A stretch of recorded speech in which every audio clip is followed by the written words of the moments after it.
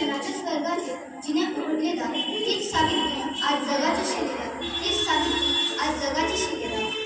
सन्माननीय व्यासपीठ, वंदनीय गुरुजन वर्ग व येथे उपस्थित माझ्या प्रिय मित्र मैत्रिणींनो, सर्वांना माझा नमस्कार.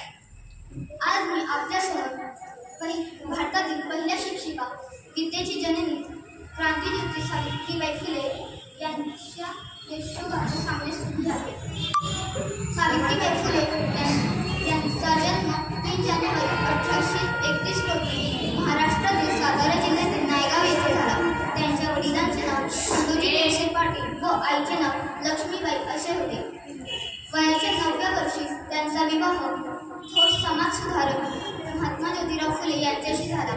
त्या काळी स्त्रियांनी शिक्षण घेणे हे महापाप मानले जाई. अशा परिस्थितीतही ज्योतिबांनी सावित्रीबाईंना लिहायला वाचायला शिकवले.